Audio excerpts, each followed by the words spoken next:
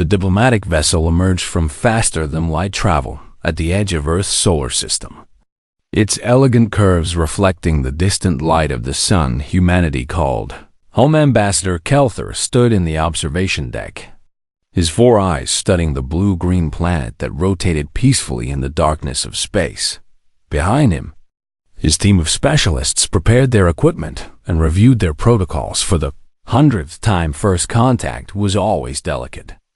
But this species had shown remarkable promise during their surveillance period.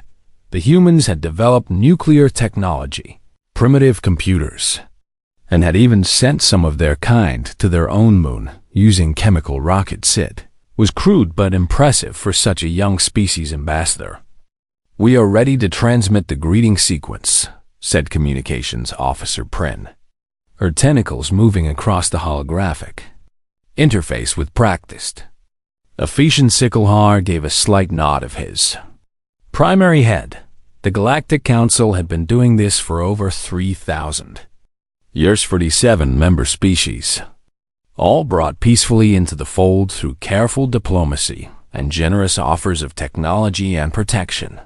Not once had a species refused membership. Why would they? The Council offered everything: cures for diseases, clean energy, faster-than-light travel, extended lifespans, and a place in the grand community of intelligent beings. The transmission went out in multiple formats: radio waves, laser pulses, and even quantum-entangled particles within hours. The response came back from Earth. It was chaotic, contradictory, and came from multiple sources, dozens of human governments all trying to respond at once, some claiming to speak for their entire species while others insisted they only represented portions of humanity. Kelthar found this amusing. Rather than concerning, young species often had fragmented political structures. They would unify once they understood the benefits of Council membership. After several weeks of communication, the Council managed to arrange a formal meeting with representatives from the major human political entities. The humans called it the United Nations, though Kelthar's briefings indicated it was far less united than the name suggested. Meeting took place aboard the Council ship, in a chamber specially prepared to accommodate human biology. The atmosphere was adjusted to match Earth's composition, the gravity set to their standard, and even the furniture had been designed based on scans of human seating preferences. 12 human delegates entered the chamber, their faces showing a mixture of awe, fear, and barely concealed excitement. They wore formal attire from their various cultures: suits, robes, traditional dress from a dozen different regions. Kelthar greeted them warmly through the translation device, which had been programmed with over 6,000 human languages. "Welcome, representatives of humanity," he began, spreading his 4 arms in the traditional council gesture of openness and friendship. "We are the Galactic Council, and we have been watching your species with great interest and admiration." The humans settled into their seats, some more nervously than others. Woman who introduced herself as Secretary General Chum spoke first. "We are honored by your presence and grateful for this contact," she said. Carefully, humanity has long wondered if we were alone in the universe. "You are far from alone," Kelthar replied with what he hoped translated as a warm smile. "The galaxy teems with intelligent life, and we have come to offer you a place among us." He activated the holographic display, showing humanity the wonders of the Galactic Council: images of gleaming cities on 100 worlds, ships that could cross the galaxy in days rather than centuries, medical technology that could extend human lifespans to 300 years or more. He showed them the vast libraries of knowledge accumulated over millions of years, the art and culture of dozens of species, and the peaceful cooperation that had ended wars and suffering across Council space. The humans watched in silence, their expressions unreadable. When the presentation ended, Kelthar outlined a standard membership package in exchange for joining the Council. Humanity would receive immediate access to Level 1 technology, fusion power, basic medical enhancements, and limited FTL capability. They would also receive protection from hostile species and natural disasters, as well as cultural exchange programs and educational opportunities. The requirements were simple and standard. Humanity would need to limit their military to defensive purposes only, accept a council oversight committee to ensure proper integration, agree to resource-sharing quotas to support council infrastructure, and adopt certain universal standards regarding artificial intelligence, genetic modification, and planetary exploitation. These were reasonable terms. The same offered to every species. Kelther waited for the grateful acceptance. Perhaps some negotiation over minor details, but ultimate agreement. Secretary General Chung conferred quietly with her fellow delegates for several minutes. Then she turned back to Kelther and spoke words that would echo through council chambers for centuries to come. Ambassador Kelther, we thank you for this generous offer, she said, her voice steady and clear. However, after careful consideration, we must respectfully decline. The translation device flickered, as if uncertain it had properly converted her words. Kelther's specialized team members looked at each other in confusion. I apologize, Kelther said slowly. Perhaps the translation was imprecise. You are declining membership in the Galactic Council? That is correct, Chun replied. We appreciate the offer, but we are not interested in accepting your terms at this time. Kelther felt something he had never experienced in 3 centuries of diplomatic service: complete bewilderment. I must confess, I do not understand, he said, trying to keep his voice level. We are offering you wonders beyond your current comprehension. We understand what you are offering, said another delegate, a man named Ambassador Okonkwo. We also understand what you are asking in return. The requirements are merely safeguards, Kelther explained, falling back on the standard script, to ensure peaceful integration and prevent catastrophic mistakes. They are also restrictions on our sovereignty. Chen said quietly, you are asking us to surrender control of our military, our technology development, and our planetary resources to an external authority. For your own protection and benefit, Kelther insisted. We have seen countless species destroy themselves through unchecked technological advancement or resource exploitation. That may be true, said a third delegate, Minister Volkov, but we would prefer to make our own mistakes and learn our own lessons. The meeting continued for hours, with Kelther offering increasingly generous terms and the humans politely but firmly refusing each one. They were grateful for the contact, interested in cultural exchange and dialogue, but utterly unwilling to accept council oversight or restrictions on their development as the humans prepared to leave. Secretary General Chun paused at the doorway. Ambassador, please understand that we mean no disrespect, she said, but humanity has a long history of being told what we can and cannot do, usually by those who claim to know better than us. We did not reach the stars by following others' rules. We did it by making our own path. No matter how difficult, we intend to continue doing exactly that. The humans departed, leaving Kelther and his team in stunned silence. After a long moment, Prince spoke quietly. What do we do now, Ambassador? Kelther stared at the empty doorway, his 4 eyes blinking in an unconscious pattern of confusion. I have no idea, he admitted. In 3,000 years, this has never happened before. Every species accepts. Every species understands the benefits far outweigh the costs. Perhaps, said the ship's xenopsychologist, Dr. Ven, we are dealing with a species that calculates costs and benefits differently than we assumed. That is impossible, Kelther said, but his voice lacked conviction. The logic is universal, is it? Divan asked, or have we simply never encountered a species that values independence more than advancement? The question hung in the air like a storm cloud as the diplomatic vessel prepared its report for the council, no one aboard could have imagined that this simple rejection would shake the foundations of galactic civilization itself. The age of certainty was ending, though none of them knew it yet.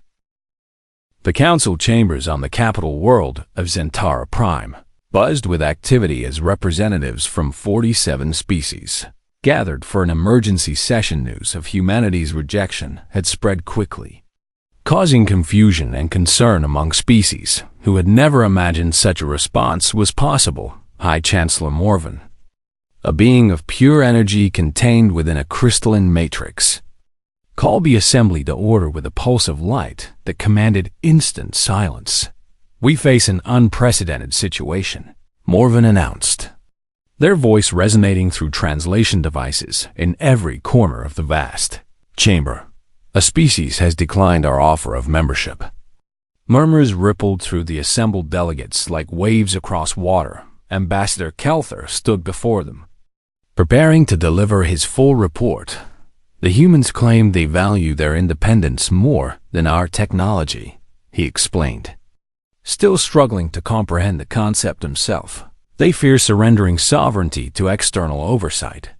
This is clearly a negotiating tactic," declared Ambassador Thex of the Krillian Dominion, his scales flashing red with certainty. "They are attempting to secure better terms." "I do not believe so," Kelther replied. "Their cultural database suggests a deep-rooted resistance to external control, regardless of the benefits offered." "Then they are simply ignorant," snapped Representative Quillix, her wing membranes fluttering with agitation. "They do not understand what they are rejecting. We will establish a protective cordon around their system," High Chancellor Morven declared after several hours of debate. "Nothing in, nothing out. When they realize they cannot expand beyond their own star without our permission, they will reconsider. This has worked before with reluctant species." The resolution passed with overwhelming support within weeks. Council warships took up positions around Sol System, creating an impenetrable blockade at the edge of the asteroid belt. Any human vessel attempting to venture beyond would be peacefully turned back. It was meant to be a gentle pressure, a reminder of humanity's isolation and dependence on Council goodwill. The Council expected negotiations within months, certainly within years. Instead, something remarkable happened. Humanity adapted. Dr. Van watched the surveillance feeds with growing fascination rather than despair at their confinement. Humans threw themselves into a frenzy of innovation and expansion. Within their own system, they established mining operations on asteroids. Using robotic systems that were crude but effective, they built habitats in orbit around every major planet, supporting populations in environments that would kill an unprotected human in seconds. Mars became a focal point of colonization, with millions of humans eventually living in underground cities and pressurized domes across its rust-colored surface. The moons of Jupiter and Saturn sprouted research stations and fuel processing facilities. Even the hellish surface of Venus saw human presence and floating atmospheric stations. They are using their confinement as motivation. Dr. Venn reported to the Council, "Human media is filled with references to the blockade. They have created music about it, art depicting it, and stories celebrating their determination to thrive despite it. Surely this cannot last." Morven insisted. "They will exhaust their system's resources eventually. They will need our help."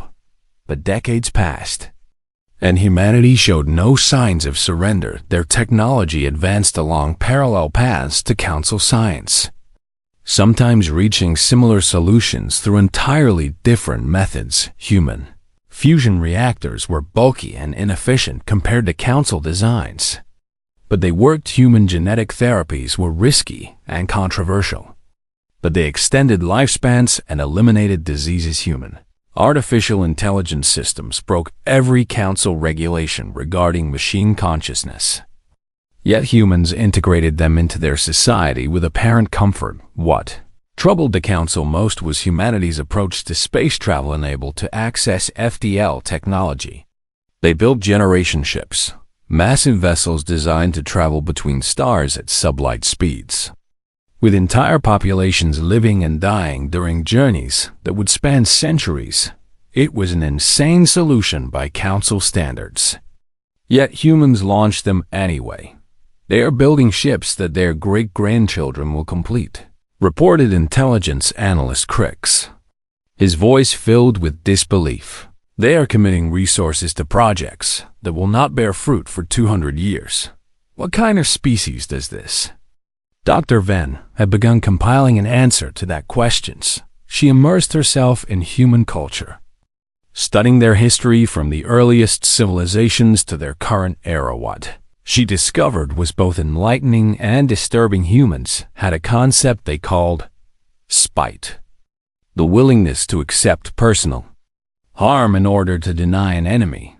Their history was filled with examples of smaller groups defeating larger forces through sheer refusal to surrender. They had stories of cities destroyed rather than handed over to conquerors, of individuals who chose death over submission, of people who fought hopeless battles simply because surrender was unacceptable. She found a human saying that appeared across multiple cultures and time periods: "Give me liberty, or give me death."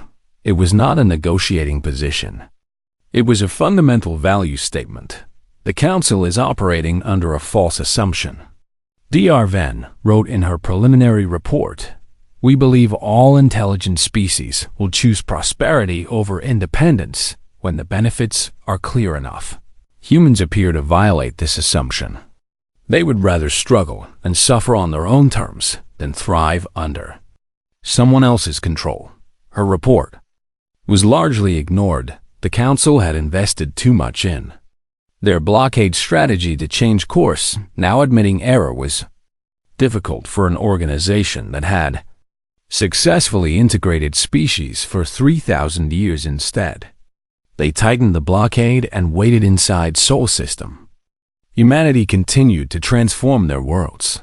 They built societies on Mars that were uniquely adapted to lower gravity, creating art and culture that could only exist in that environment. They established research outposts in the outer system that pushed the boundaries of physics and engineering. They created new forms of government designed specifically for space habitats, solving political problems the Council had never encountered. And they kept building their generation ships. The Council intercepted human communications about these vessels and found something that chilled them. Excitement. Humans were volunteering for missions that would last beyond their lifetimes, eagerly signing up to spend their entire existence traveling between stars. Knowing they would never see the destination, they treated it as an adventure, an honor, a worthy sacrifice for future generations. "They are either incredibly brave or incredibly stupid," commented Ambassador Dex during one Council session. "I cannot determine which, perhaps both," Dr. Venn suggested quietly. After 70 years of blockade, the Council received a formal communication from the unified human government finally. They thought humanity was ready to negotiate instead. The message was brief and defiant. "We are aware of your blockade and your intentions. We want you to know that we are doing fine. We have everything we need right here.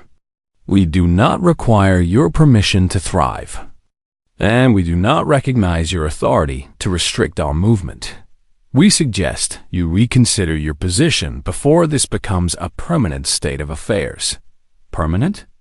Morven scoffed when reading the transmission. They cannot seriously believe they can maintain independence indefinitely. But as another 30 years passed, the Council began to realize that humanity was serious. They were not waiting out the blockade. They were building a civilization that assumed the blockade would last forever.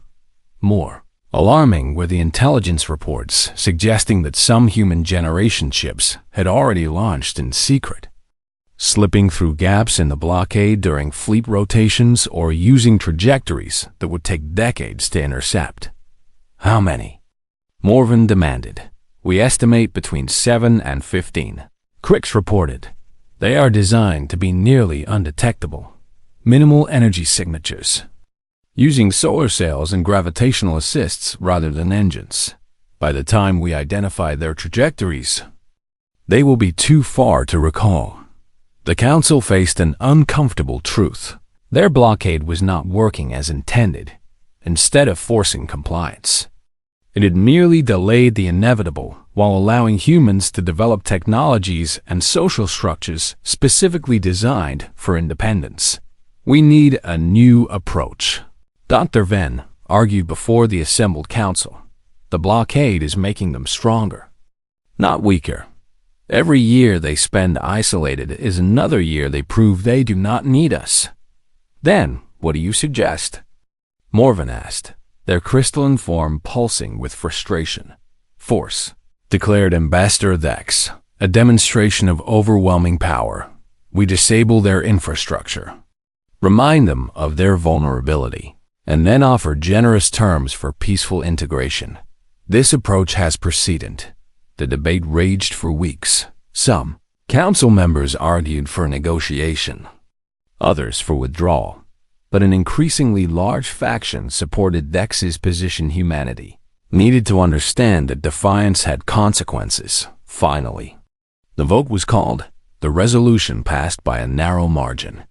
The Council would send a military fleet to Sol System, disable human orbital infrastructure, and force negotiations from a position of strength. It would be a show of overwhelming force designed to minimize casualties, while demonstrating humanity's complete vulnerability.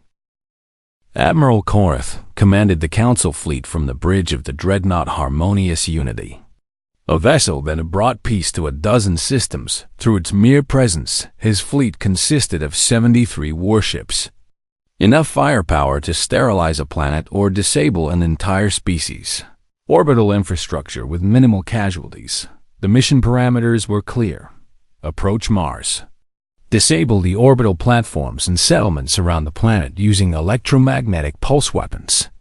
Then offer humanity one final chance to negotiate before proceeding to Earth itself. It was meant to be a demonstration, not a war. Entering Mars orbital space in 3 hours, reported Navigation Officer Self. Human defensive installations are tracking us, but have not powered weapons. They know resistance is futile. Korath said confidently, maintain formation and prepare pulse weapons. Target only infrastructure. Avoid civilian casualties whenever possible. The fleet crossed the orbit of Dymas in perfect formation. Their shields raised and weapons primed. Mars hung before them like a red jewel, its surface dotted with the lights of human settlements. Orbital platforms surrounded the planet in a loose network. Power stations, communications arrays, defensive satellites, and habitat modules housing millions of humans. It would be simple to disable them all. Then the situation changed. Alarms shrieked across every ship in the fleet simultaneously. Multiple launches from Mars' surface. Self shouted, high-velocity projectiles. Trajectory suggests kinetic kill vehicles. Evasive action. Korath ordered, deploy countermeasures. The first wave of human weapons struck before the fleet could fully react. They were not energy weapons or missiles, as the Council expected. They were chunks of metal accelerated to significant fractions of light speed, using massive electromagnetic railgun. Simple, brutal, and devastatingly effective. The frigate Dancing Wind took a direct hit amidships, its shields overwhelmed by the sheer kinetic energy. The vessel split apart in a shower of debris and escaping atmosphere. 3 more ships reported critical damage within seconds. Return fire, Korath ordered. Disable those launch sites. But the railgun installations on Mars were already ceasing fire. Their job complete. Now came a second wave. Thousands of small objects emerged from concealment among the asteroids. Autonomous attack drones no larger than a human torso. each one packed with sensors, maneuvering thrusters, and shaped explosive charges. They swarmed the Council fleet like insects, too numerous to target individually. Point defense systems engaging, reported Weapons Officer Prax, unable to achieve full coverage. There are too many. The drones dove through the fleet with suicidal determination, detonating against shields and hull plating. Individually, they were insignificant. Collectively, they were overwhelming Council. Ships wheeled and scattered as their formations broke down under the relentless assault. Third wave incoming. Self-warned. Energy signatures consistent with directed weapons. Massive solar arrays that had been orbiting Mars in seemingly peaceful patterns suddenly rotated to face the fleet. They were power collectors. But the humans had weaponized them, concentrated beams of solar energy, focused through improvised lens systems, stabbed across space like the spears of an angry god. The cruiser Gentle Persuasion lost half its forward shields to one sustained burst. Another destroyer simply vanished in a flash of vaporized metal when its reactor containment failed under the thermal stress. Chorus stared at his tactical display in growing horror. The Council fleet was taking losses it had not experienced in centuries, all from weapons that were technically primitive but employed with vicious creativity. All ships, fall back to Rally Point Delta. He ordered, "We need to reassess. Admiral, we have multiple manned fighters approaching from the asteroid belt," interrupted Tactical Officer Vin. "Manned?" Korath repeated. "They are using manned fighters in void combat?" It was insane. Modern warfare was conducted by autonomous systems or from command centers. Light years away, no species risked precious sentient lives in direct combat when machines could do the job yet. Here came the humans in small, agile craft, each one piloted by a living being who was choosing to throw themselves into battle. The fighters were crude, metal shells with chemical thrusters and primitive weapons, but they were fast, unpredictable, and terrifyingly aggressive. Council point defense systems were designed to intercept missiles and drones, not vessels that could think and react. "They are targeting our shield generators specifically," Vin reported, his voice tight with stress. "They are coordinating their attacks to maximize damage."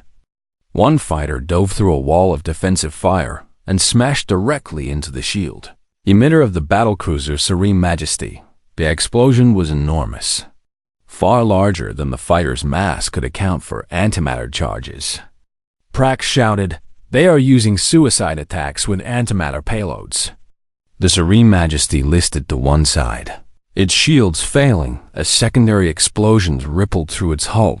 Two more human fighters crashed into the wounded vessel, and it began to break apart. Korath watched in stunned disbelief as humans deliberately ended their own lives to destroy his ships. What kind of species did this? What kind of beings valued victory so highly that death was an acceptable price? "All ships, emergency withdrawal," he commanded. "Retreat beyond Mars orbit immediately." The fleet began to pull back, still harried by drones and human fighters as they withdrew. The human communication channels crackled to life. Council translators picked up laughter and shouted challenges. The humans were laughing as they died. Humanity. Defense Force to Council Fleet. Came a formal transmission as Korath's ships limped away from Mars. "You were warned that we meant our refusal. We told you, no, we meant any further attempts to demonstrate your power will be met with escalating force. We have weapons you have not yet seen, and we are willing to use them. We do not want war, but we will not accept subjugation. Your choice, Council. Leave us alone, or learn exactly what humans are capable of when you threaten our freedom." The transmission ended. Korath looked at his casualty reports with shaking appendages. 7 ships destroyed outright, 19 critically damaged, and thousands of Council personnel dead or injured against a species that should not have been capable of resisting at all. Get me a secure channel to High Chancellor Morven, he said. Quietly, I need to report a complete tactical failure. The council chambers erupted into chaos when Korath's report was distributed. Holographic displays showed the battle from multiple angles, council ships burning, human fighters on suicide runs, and the devastating effectiveness of primitive weapons employed with absolute ruthlessness. This is unacceptable, roared Ambassador Thex. We must respond with overwhelming force. Sterilize their colonies if necessary. And how many more ships will we lose? Demanded Representative Quillix. Those humans are willing to die to resist us. How many of our people are willing to die to conquer them? Dr. Venn stood and requested the floor. Morven, their crystalline form pulsing with barely controlled fury, granted it. I have been studying humanity for over a century, Dr. Venn began. My initial reports were dismissed. But perhaps now the council will listen. She activated her own presentation, showing centuries of human history wars that lasted generations. Sieges where cities starved rather than surrender. Revolutions where entire populations rose against overwhelming force. Humans have a psychological trait that we have not encountered in this intensity before. She explained. They are capable of extreme sacrifice for abstract concepts, freedom, dignity, honor. These things are not mere preferences for humans. They are fundamental needs. They will die for them. Then they are irrational. Dex insisted. No. Dr. Venn countered. They are operating under a different rational framework. They have calculated that existence under external control is worse than death. Therefore, any threat we make is meaningless because they have already accepted the ultimate consequence. She pulled up human communication intercepts from the battle pilots, who knew they were going to die. Joking with each other, gunners who celebrated each hit even as their stations were destroyed around them. Commanders who calmly coordinated suicide attacks as if discussing weather patterns. Listen to them, Dr. Venn said.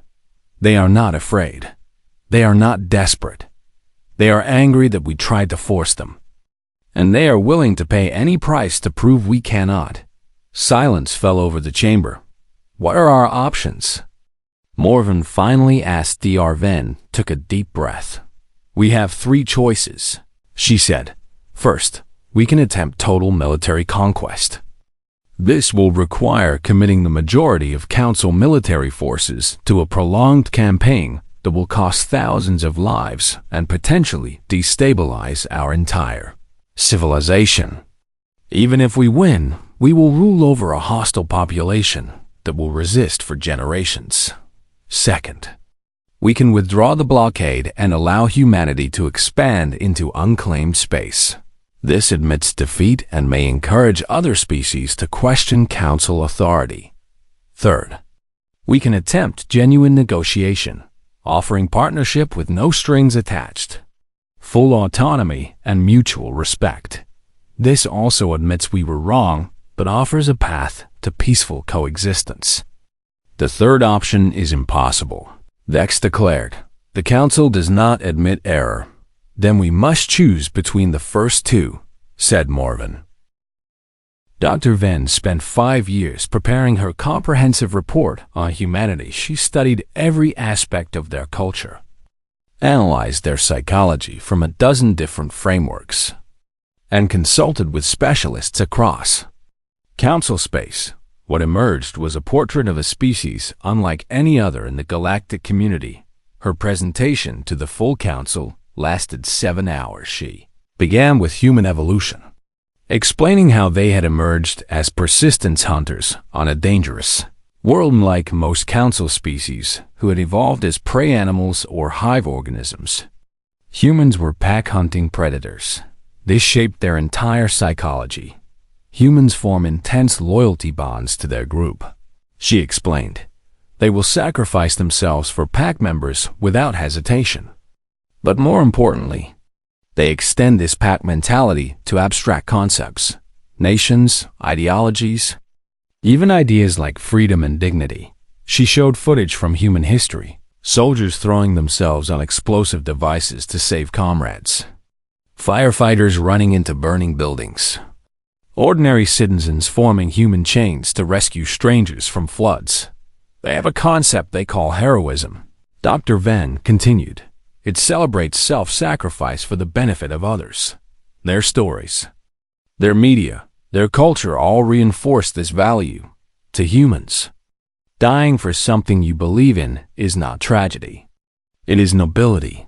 Representative Quillick shifted uncomfortably in her seat. This seems designed to make them effective warriors. She observed. It is, Dr. Venn agreed, but it also makes them impossible to control through conventional means. She pulled up economic data from the century of blockade. Noticed that human productivity increased during isolation. They did not despair. They innovated. Restriction made them more determined, not less. She showed psychological profiles suggesting that humans possessed what they called spite, the willingness to harm themselves if it meant denying an enemy. A human will burn their own house down rather than let someone they consider an oppressor take it. Dr. Venn explained. They have done this throughout their history. They call it scorched earth tactics, and they employ it without hesitation. She displayed the human resistance movements from their world wars, populations that fought occupation for decades, cells that operated underground for generations, cultures that preserved their identity against overwhelming pressure to assimilate. Most species accept integration when the alternative is suffering. She said, humans endure suffering as a form of resistance. They wear their scars as badges of honor. Ambassador Dex interrupted. This is all very interesting, but it does not change our fundamental position. The Council cannot allow an unregulated species to expand through the galaxy. Their technology development is reckless. Their AI restrictions are non-existent, and their genetic modification programs violate every ethical standard we have established. By whose standards? Devan asked quietly. Ours, Dex declared. The standards of civilized species everywhere. Standards they never agreed to. Devan countered. We are imposing our values on a species that has different fundamental assumptions about autonomy, risk, and progress.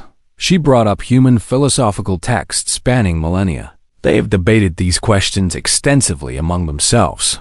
Human ethics are not absent. They are different. They value individual choice and species-level autonomy over collective safety. That is a recipe for disaster, said another council member. Perhaps, Deven admitted, or perhaps it is a different path to advancement. We have chosen safety and collective oversight. Humans have chosen risk and individual freedom. We cannot know which approach will prove superior in the long term. High Chancellor Morvan pulsed with agitation. Dr. Venn, your report is thorough, but what is your recommendation? The Council needs actionable intelligence, not philosophical musings. Dr. Venn straightened. Knowing her next words would determine her career and possibly the fate of galactic civilization. Withdraw the blockade, she said flatly. Withdraw completely. Offer genuine partnership with full autonomy, and accept that humanity will develop along their own path. The chamber exploded with objections. That is surrender. Dex shouted. That is pragmatism. Dr. Venn shot back. We cannot defeat them without committing genocidal levels of force, and even if we did, it would shatter the moral foundation the Council was built upon. We would become the very tyrants they believe us to be. She pulled up classified intelligence reports while we have been debating. Humanity has not been idle. Our surveillance teams estimate that 47 generation ships have now been launched. They are spreading into unclaimed space, along vectors we cannot intercept. Within 2 centuries, there will be human settlements on 100 worlds. all developed independently of council oversight. That is unacceptable. Someone shouted, "It is inevitable," Dr. Venn replied. "We can either accept it and attempt to build a relationship with humanity, or we can fight a losing war that will cost thousands of lives and accomplish nothing." Morven called for order as the debate raged after several hours. They took a vote on Dr. Venn's recommendation. It failed. The majority of council members could not accept what they saw as capitulation. Instead, they chose a middle path: maintain the blockade but reduce its intensity, continue surveillance, and attempt diplomatic pressure through other means. It was a compromise that satisfied no one and solved nothing. Venn resigned from council service the following day as she packed her research materials. Intelligence analyst Crix visited her office. "I wanted you to know that not everyone thinks you are wrong," he said quietly. "Thank you," Dr. Venn replied. "But thinking I am right is not the same as being willing to act on it." "No," Crix agreed, "but I thought you should see this before you leave." He handed her a data chip, surveillance from the outer rim of council space. Venn loaded the chip and watched in silence. It showed 3 separate council member species: the Illithian Collective, the Prex Communes, and the Vaxen Republic. All 3 were minor members with limited representation on the council. All 3 were quietly making contact with human generation ships that had passed near their territory. "They are trading with the humans," Crix explained. "Technology, cultural information, raw materials. The humans are offering partnership without demands, treating them as equals." "Does the council know?" Dr. Venn asked. "Not officially," Crix said, "but it is only a matter of time.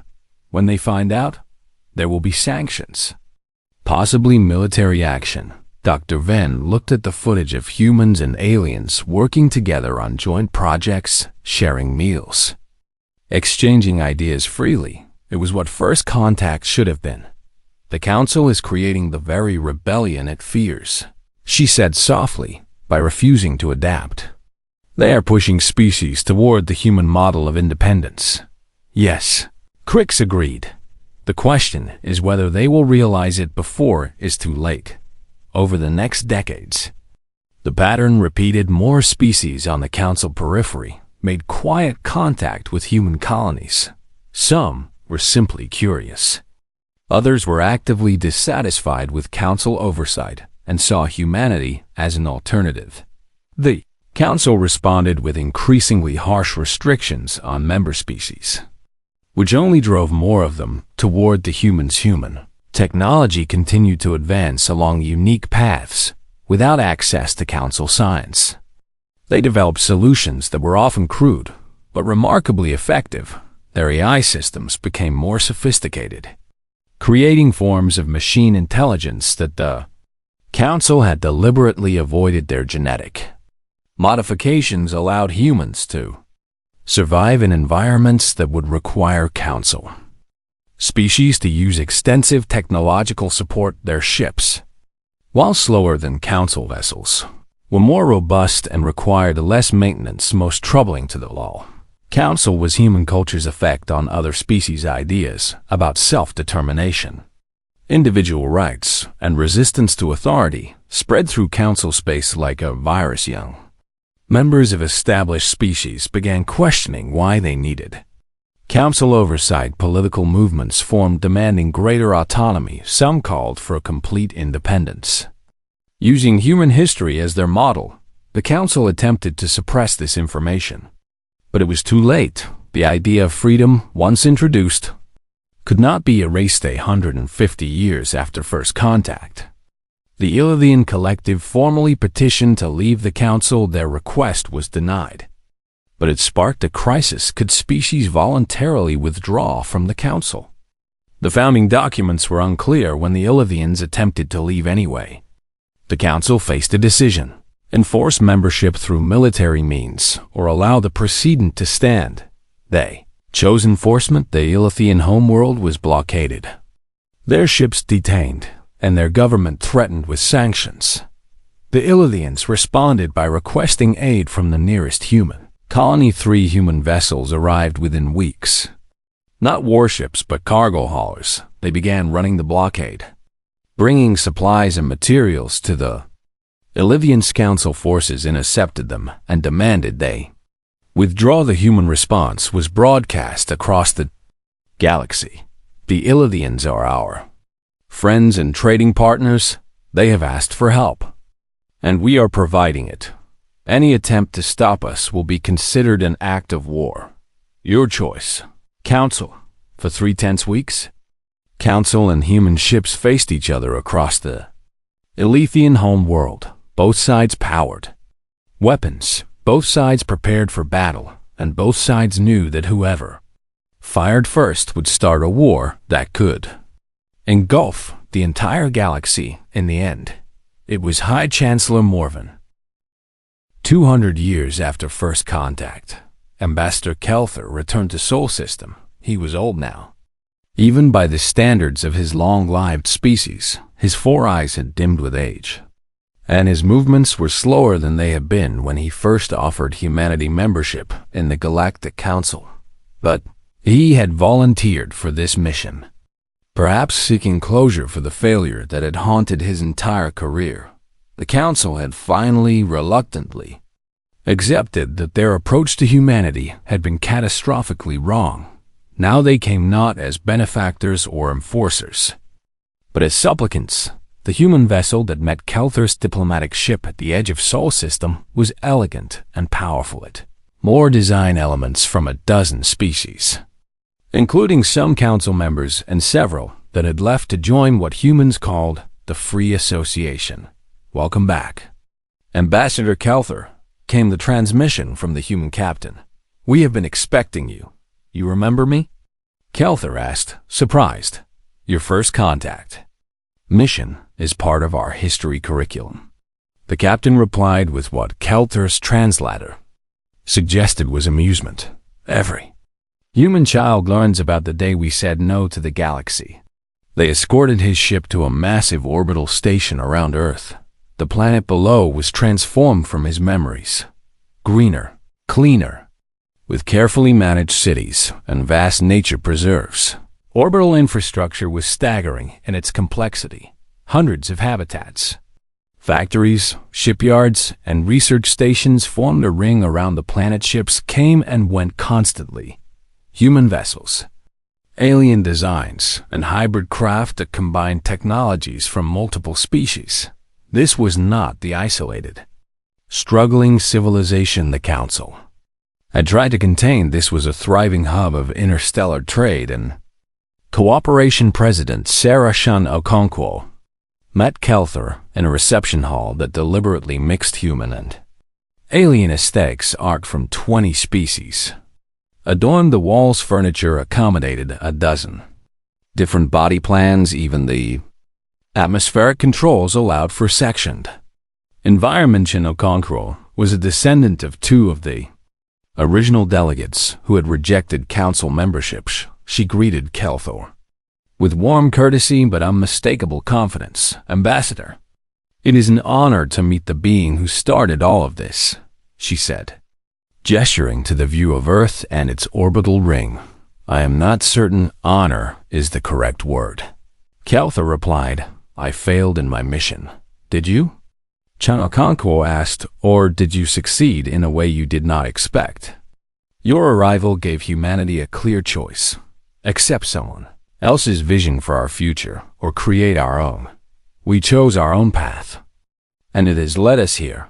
She led him to a conference room where holographic displays showed the current state of the galaxy. Blue markers indicated council space, still the largest political entity, but red markers for human colonies and green markers for free association members now dotted the map like constellations. 23 human-settled systems, Chan Okonkwo explained. 41 free association members, including 17 former council species. Combined population of over 200 billion sentient beings, all choosing independence over council oversight. The Council sees this as a catastrophe. Kelthar said quietly, I am sure they do. Chano Conko replied, they built a system that assumed everyone would want what they were offering. We proved that assumption wrong. She pulled up cultural exchange data. But we are not your enemies. Ambassador, look at this. Human students attending Krillian universities. Council scientists collaborating with free association researchers. Trade agreements between Council and non-Council worlds. We are not trying to destroy the Council. We are simply existing alongside it. The Council cannot accept a rival power structure. Kelthar explained, that is why I have come. The Council is fracturing. More species question our authority every year. Minor rebellions occur. Monthly, the entire system of galactic governance is at risk of collapse, and you blame us. Chanokanko said was not a question, some do. Kelthar admitted. Others recognize that the Council's problems are self-inflicted. We built a system that allowed no dissent, no alternative paths, no freedom to choose. When you offered an alternative, those who were unhappy finally had somewhere to go. He looked at the president with all four eyes. I am not here to threaten or demand. I am here to ask, what do you want? What would humanity accept as terms for cooperation with the Council? Chanokanko was quiet for a long moment. Ambassador, 200 years ago, you offered us technology, protection, and a place in your community. We would have accepted gladly if you had not also demanded control over our development, our military, and our sovereignty. What we wanted then, and what we want now, is partnership among equals. The Council has never had equals. Kelthar said, no. Chanokanko agreed. And that is the fundamental problem. She stood and walked to the viewport, looking out at the bustling space lanes around Earth. Let me tell you what has happened here over the past 2 centuries. We have welcomed 17 species who left the Council. We did not demand they abandon their cultures or adopt ours. We did not require military restrictions or resource quotas.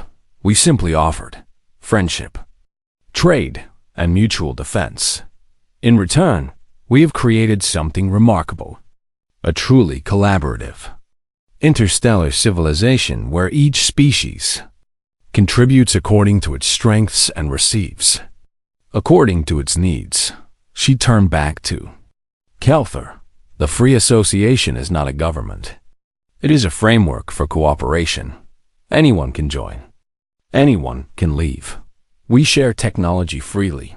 We defend each other when threatened, and we respect each member's right to govern themselves.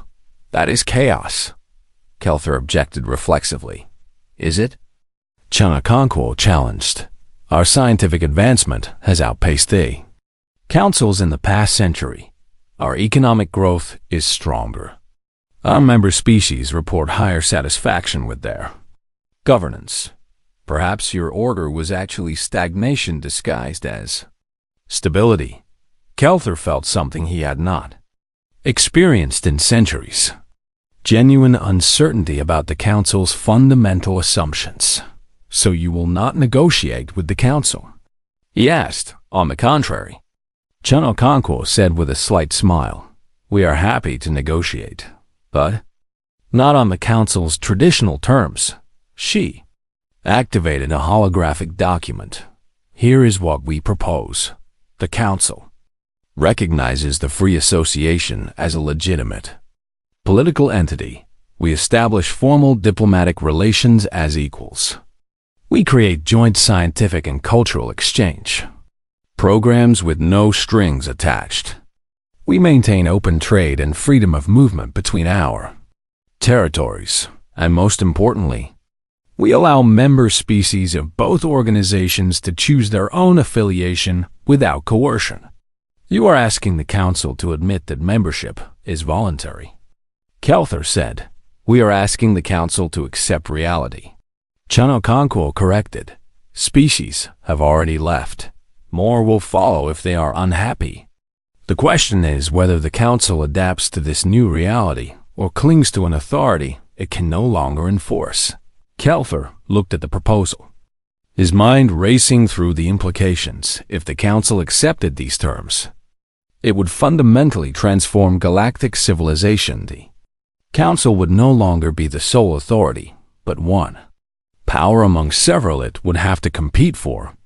Members rather than assuming automatic allegiance, it would need to justify its existence through results rather than tradition, but the alternative was continuing fragmentation, more species leaving, and potentially civil war across Council space. I will bring your proposal to the High Chancellor, Kelther said finally, but I must warn you, the Council may reject it. Many members cannot accept such a dramatic change. Then they will learn what we learned. Chenokanko said gently, that clinging to control you cannot maintain only hastens its loss. We did not want to fight the Council, Ambassador. We simply wanted to be free. If the Council can accept that, we can build something better than either of us could create alone. As Kelther prepared to depart, Chenokanko walked into his ship. Ambassador, may I ask you a personal question? Of course. Do you regret coming to Earth 200 years ago? Starting this chain of events? Kelther considered the question carefully. I spent decades regretting it. He admitted, I saw my failure to secure humanity's compliance as the greatest mistake of my career. But now, looking at what has resulted, he gestured at the vibrant, diverse civilization around them. Perhaps failure was success after all. Perhaps the galaxy needed someone to say no. 6 months later, the Galactic Council convened for the most important vote in their 3,000-year history. Dr. Venn, who had been quietly advising resistance movements across Council space, sat in the observation gallery. Ambassador Kelther presented humanity's proposal with eloquence and passion.